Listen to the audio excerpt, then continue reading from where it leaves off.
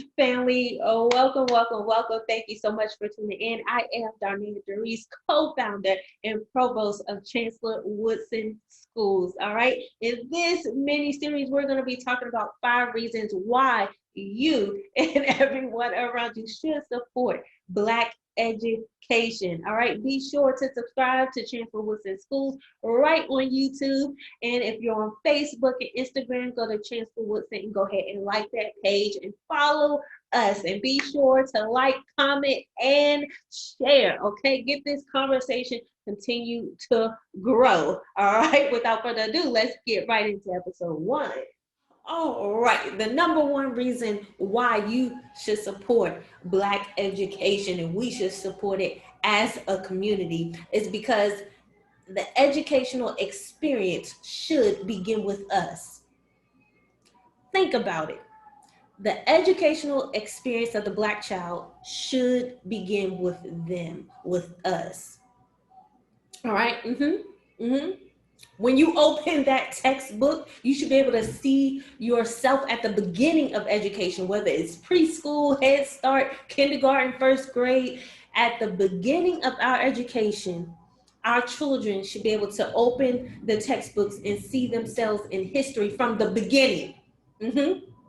Not from the start of slavery, but from the start of the very beginning, because our history is long, our history is wide, our history is too big to fully grasp in just the short amount of time that we have to learn in grade school. That's how vast our history is. So it should begin all the way with us in mind. As soon as you open the textbook, the Black child sees themselves in the books. I want you to show a clip of Dr. Malefi Asante because I love the way he put it. He just did so much work in Afrocentric education and Afrocentrism. If you don't know what Afrocentric means, it means regarding Black or African culture as preeminent, and preeminent is very distinguished. It means very distinguished. Looking and studying your culture as something that is preeminent. This is what the Black child is missing. This is the number 1 in the curriculum. We don't see ourselves. And I went to public school and did well to my counterparts. Most would say I did well. I graduated with a 3.86 GPA from high school, right? But still, much of the knowledge I know now about myself, my culture, my history, my ancestors, Black leaders, just more in depth, I learned after college, guys. Not in grade school, not even in college. I learned after college, reading on my own, okay? Reading Destruction of a Black Civilization, reading Up from Slavery by Booker T. Washington. These are things that I read after college, all right? So I want you to look at Dr. Malefi Asante. He puts it in perspective, this thing with education, the educational experience starting with us, the Black child in mind. So stay tuned. The education system in America was designed for white people. And it was designed essentially to create a situation where those who bought into a European system of education. That is why African people, I think, have a sense of loss of consciousness or lack of consciousness. That is why sometimes you see confusion where African people have no understanding of their own history and the Iliad. Then you're forgetting that 2,000 years before Homer, African people built the pyramid. Come on. Then you are starting with a limited understanding of human history. If you forget geometry, if you forget philosophy, if you forget architecture, if you forget theology, if you forget politics, all of these fields that were started in Africa along the Nile Valley, the Nile Valley civilizations, long before they were ever in Greece. How do you account for people being sane? You can't be sane if you believe that, because in effect what you're doing is believing something that is false. And if you follow that false track, then what happens is that you're miseducated. That is why Carnegie Woodson in 1933 wrote a book called The Miseducation of the Negro, because he understood precisely What we understand as Afrocentric educators, and I've worked with school districts, many school districts all across the country, and I still work with school districts, and trying to teach teachers how to teach African American children. And you teach African American children like you teach any children, normally, and that is you start from where they are. You start with their own history, their own culture. You go to Japan and you start talking about mathematics in Japan. You start with Japanese students and their history and mathematics. When you start talking with them about history, you start with them with their own history.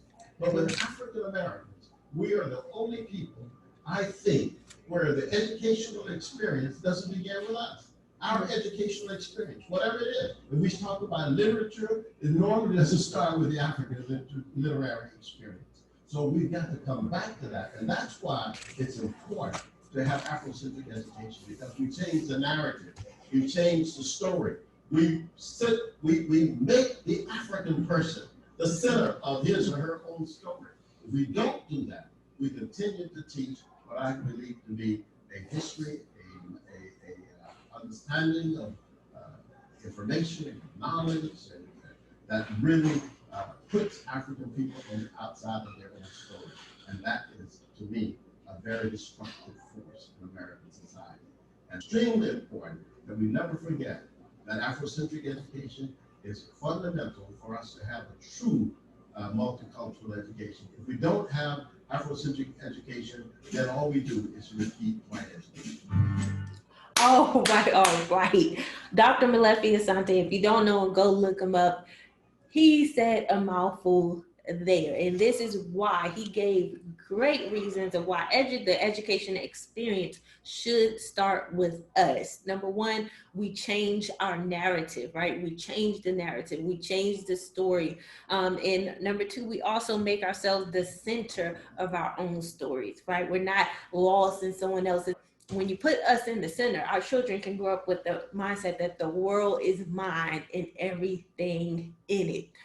Just this year, 2020 to 2021 school year, we decided, hey, we're going to use all of our resources we compile, because we make our own workbooks and worksheets. We use external sources. We have online library and everything we've been building for about 5 years now. We said we want to open alternative school option here in Alabama for our community and nationwide and international, anyone who has access to a computer. But we want to offer an alternative education for Black parents, to empower Black parents to feel comfortable, their students feel comfortable, and the parents feel comfortable to educate their children. So we started Chancellor Woodson Schools, and what we did, we just didn't start a private school. We changed the curriculum. We made sure the curriculum started with the Black child, the African child in mind. Do you understand? And so Chancellor Woodson School is changing the game. If you haven't already, go ahead and check out www.chancellorwoodson.us. All right, we have some of our libraries right on the homepage. You can actually click, if you're looking to read and grow, you can go to our homepage there and click on a book and start reading. You can read James Cone, Booker T. Washington. You could read Carter G. Woodson.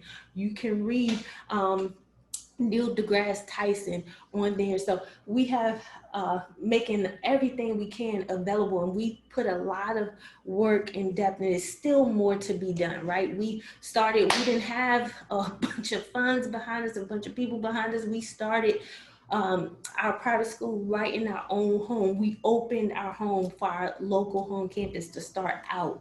Just like Mary McLeod Bethune, she started with $11. We started with just that much. And so we didn't say, okay, we're going to let things hold us back. No, we got to do the work. I'm going to keep that rolling. We do have an Amazon wish list. That will be in our description link, because for the next school year, we definitely want to grow and magnify. We want to let these kids experience cultural and community field trips, academic and recreational field trips. A lot of kids don't know about Africa Town that's here in Alabama.